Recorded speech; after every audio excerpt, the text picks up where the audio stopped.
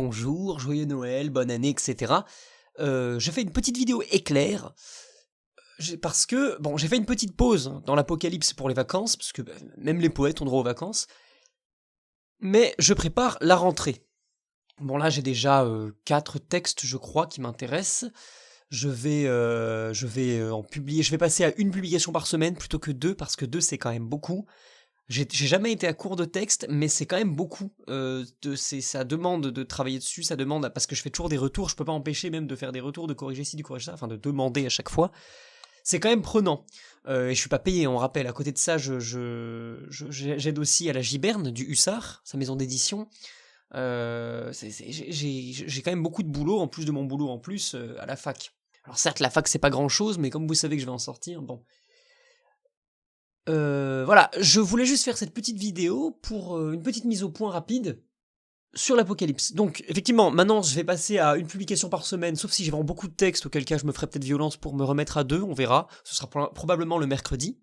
Mais il faut quand même que je précise, pour aller un peu vite, plusieurs choses. Déjà, quand vous m'avez envoyé un texte, regardez vos mails après, parce que j'y réponds en général moins d'une journée après, et que parfois il y a simplement des petits détails à changer. Et si je n'ai pas votre accord, je ne publierai pas votre poème. Pour moi, c'est très important ça.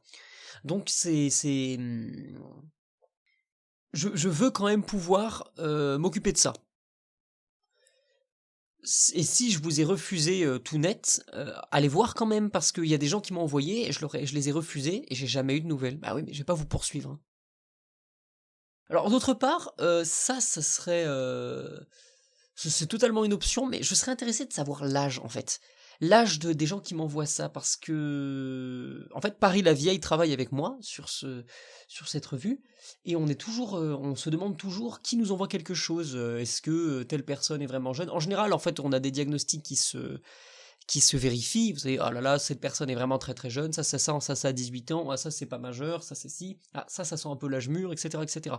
Mais je serais vraiment intéressé de savoir. Après, bon, ça c'est votre choix, mais ça m'intéresserait d'être un peu au courant. D'autre part, ouais, dans vos mails, il faudrait vraiment... Alors, dans la mesure du possible, le poème que vous voulez donner, je pense qu'il faudrait le mettre directement dans le mail et pas dans un document dehors, parce que c'est toujours galère, qu'il y a toujours une histoire de police, et comme souvent j'ai besoin de copier-coller dans le mail pour répondre et pour dire ce qui ne me va pas, ou ce qui va, etc., c'est mieux que ce soit dans la même police que le mail. Comme ça, c'est moins... En fait, c'est moins gênant pour retaper après, parce que quand on fait un copier-coller, ça garde la police, c'est relou, enfin, et donc tout le mail prend cette police, c'est infernal. Donc si possible, faire directement des copier-coller de vos poèmes dans le mail, ce sera plus simple. D'autre part, indiquez toujours, dès le premier mail, quelles sont vos initiales et quel est le nom du compte Instagram que vous voulez créditer. Encore une fois, il est possible de vous faire publier de façon anonyme. C'est complètement possible, ça me dérange pas. Seulement, précisez-le, quoi. Comme ça, je veux être sûr que je fais tout bien. Et vos initiales, rappelez-vous, ça c'est pas obligé d'être les bonnes. Hein. Vous mettez les initiales que vous voulez. Vous pouvez créer un nom d'auteur, vous pouvez faire ce que vous voulez. Vraiment, vous êtes libre. Seulement, précisez-moi les choses, c'est très important, sinon je peux pas suivre. Et que c'est éreintant de devoir poursuivre les gens pour ça. D'autre part, il faudrait... Donc je rappelle, ce sera que de la métrique toujours.